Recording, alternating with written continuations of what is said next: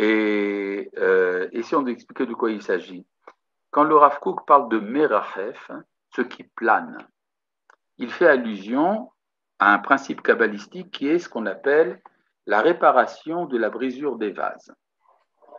D'où vient cette expression d'ailleurs de Merachef? Si vous regardez dans le livre de Bereshit, au chapitre Aleph, au verset Bet, il est question là-bas d'une catastrophe primordiale dans l'histoire de l'univers, ce qu'on appelle le Tohu Bohu. Ve'haaretz haïta tohu vavohu. La terre était étonnement et étourdissement. Ve'chosher al pene tehom, obscurité sur la face de l'abîme. Ve'ruach Elohim, et un souffle divin. Merachefet, planète. Al pene hamaim, sur la face des eaux. Les kabbalistes expliquent de quoi il s'agit. Le tohu vavohu originel, cela veut dire que notre monde n'est pas venu sur ce qu'on appelle une feuille blanche, une table rase, mais que nous avons un monde antérieur qui n'a pas supporté la présence de l'infini.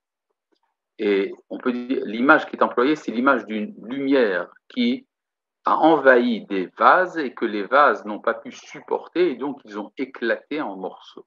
C'est-à-dire que nous vivons dans un monde disloqué. Et notre monde à nous, qui vient après cela, qui commence par « et Dieu dit que la lumière soit », eh bien ce monde-là vient réparer cette dislocation. Et la tendance à réparer ce qui a été disloqué, c'est ça qui est diagnostiqué par les kabbalistes comme étant le souffle divin qui plane sur la face des eaux. C'est-à-dire, il y a une recherche des morceaux cassés pour reconstituer les vases. Eh bien, c'est ça la teshuva. La teshuva vient réparer l'explosion originelle de l'unité du monde. C'est donc ce que dit ici le Rav Kook, Uverua hachaim amerachef à la teshuva. Dans le souffle de vie qui plane dans la teshuva ou de la teshuva. Donc le Rav Kook ici fait allusion à ce principe kabbalistique qu'il y a une recherche de résurrection des morts, pourrait-on dire, de réparation d'un monde antérieur. Mitradesh akol letova eliona, tout se renouvelle dans un bien suprême. Mira ou metzurzechet, lumineux et brillant. Alors le mot metzurzach fait allusion également à un principe kabbalistique. Les sphères les plus élevées de l'univers sont appelées chez les kabbalistes tzarzachot. Non pas des lumières, mais ce sont des lumières éclatantes. Ce qu'on appelle les tzarzachot, pour ceux qui ont entendu parler de ces notions-là. À Teshuvah, et donc la Teshuvah vient.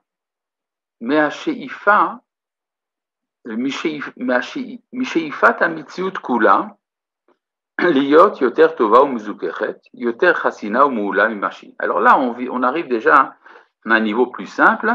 La Teshuvah a son origine dans l'aspiration de toute existence à être meilleure et plus pure, plus forte que ce qu'elle n'était.